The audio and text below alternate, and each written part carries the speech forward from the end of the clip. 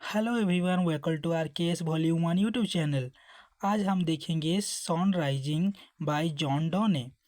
सो आज आज से मैं हमारा जो संबलपुर यूनिवर्सिटी है उसका इंग्लिश ऑनर्स का सिलेबस है, उसको हर मैं टोटल कवर करने जा रहा हूँ। तो हमारा जो फर्स्ट पोएम है वो सन राइजिंग है बाय जॉन डॉने। सो चलो वीडियो को स्टार्ट करते हैं। The sun Rising is a metaphysical poem as well as love poem and it is set in Speaker's bedroom. The poem was written by John Donne, who was a great English essayist and poet and philosopher of 18th century. He is also known as the founder of metaphysical poetry. John Donne's other metaphysical poems are The Flea, The Good Morrow and Holy Sonnets. यहाँ पे है कि सन rising जो है वो एक metaphysical poem है और एक लव पोएम है। एंड इट इज़ सेट इन, ये जो है ये स्पीकर का बेडरूम में सेट किया गया है। And the poem was written by John Donne, who was a great essayist, poet and philosopher. ये जो पोएम है ये जॉन डॉने के द्वारा लिखा गया है। ये एक जो कि महान एसेइस्ट है, पोएट है और फिलोसोफर है 18th सेंचुरी का। And he also was the founder of metaphysical poetry. वो मेटाफिजिकल पोइट्री का फाउंडर भी हैं। और उनका अदर्स पोएम्स है, कुछ पोएम्स है the flea, most important poems है, और the good morrow and holy sonnets. So the poems sun rising revolves around the theme of love and appreciation. जो ये पोएम है ये इसका मेन थीम है लव और अप्रिसिएशन, लव एंड प्रशंसा। Love has never ending power. Love has never ending power. Love का ending नहीं होता है।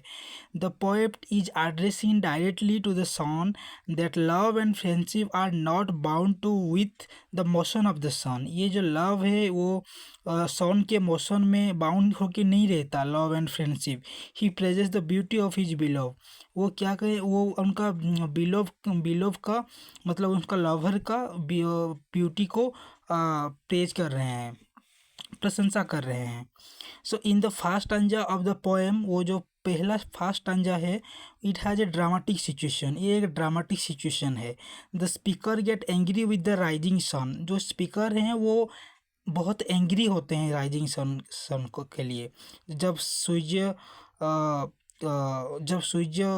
राइजिंग होता है उस टाइम पे वो बहुत गुस्सा होते हैं, क्योंकि वो tells the sun do not to disturb him as his beloved is making. क्योंकि वो अपने बिलव के साथ सोते हैं, तो इस टाइम पे अगर वो सन राइजिंग होता है तो उनको बहुत डिस्टर्ब होता है। The tone of the poem is striking angry. तो वो गुस्से में बोलते हैं, राइटर बहुत जो पोएट है वो बहुत गुस्से में बोलते हैं कि the sun by saying you are a fool, you are a uncontrollable, तुमको कोई कंट्रोल नहीं कर सकता है, तुम बहुत बेवकूफ़ हो, ये सब बोलते हैं। When we lovers on bed, why you are disturbing us through your rage? जब हम लवर्स लोग बेड्स में हैं तो तुम क्यों तुम्हारा रे क्यों हमारे ऊपर पकाते हो, हमको क्यों डिस्टर्ब करते हो।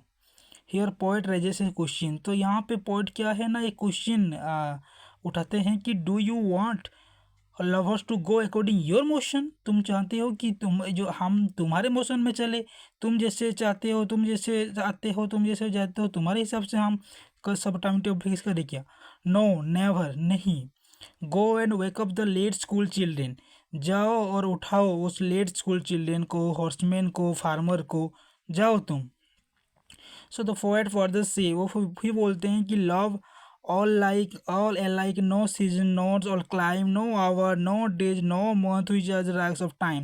So यहाँ पे पोट बोल रहे हैं कि जो हमारा लव होता है ना, इसके लिए कुछ भी सीजन्स नहीं होता, इसका कुछ टाइम्स, आवर, डे, मंथ, ये कुछ नहीं होता है। ये लव, इसको कोई बाउंड कर नहीं सकता। So the second stanza of the poem whole hearted appreciation of the beloved. So वो जो सेकेंड स्टैंजा है वहाँ पे भी उनका बिलव का वो प्रेज किए हैं, प्रशंसा किए हैं। वो बोले हैं कि he can fair the sun by closing eyes, but he does not lose sight of his beloved. The poet further says that my beloved eyes are more shining than you. शिव फिर बोल रहे हैं कि मेरा जो आई है, मेरा जो पोएट, मेरा जो बिलव का आई है, मेरा जो लवर का आई है, वो ज़्यादा शाइन करता है तुम्हारा किरण से, सॉन की किरण से। तो यहाँ पे क्या कर रहे हैं ना, वो जो लव एंड सॉन, ये दोनों कंपैरिजन चल रहा है लव और सॉन का। तो वो पोएट बोल रहे हैं कि मेरा जो बिलव है, उनका आई जो है वो तुमसे ज़्यादा साइन कर रहा है। In the third stanza of the poem, continuously the direct addressing towards sun, he says my beloved is my state and I am the king of my state. For him all the honor, wealth and prosperity are nothing in comparison to him। फिर बोल रहे हैं कि मैं मेरा state का राजा हूँ। My beloved is my state, my beloved is my state, मेरा जो बिलव है, लवर है, वो मेरा स्टेट है और मैं उस स्टेट का राजा हूँ। और for him all the honour, wealth and prosperity, मेरा जो ऑनर्स है, मेरा वेल्थ और प्रॉस्पेरिटी, मेरा कुछ भी रेस्पेक्ट, ऑनर बोलो, वेल्थ बोलो, प्रॉस्पेरिटी बोलो, प्रॉपर्टी बोलो, संपत्ति बोलो, ये सब कुछ भी नहीं है मेरा बिलव के तुलना में। मतलब मेरा बिलव जो वो बेस्ट है। So all it has to do is to sign on the speaker bed where his bell is lying this way to this job easily fulfilled. For the speaker, his beloved is the world, and by signing on bed, it is the signing of the world, which we can understand by this line. The sign here to us and sign of the heart of everywhere. This bed is thigh, center is thigh, and wall spear.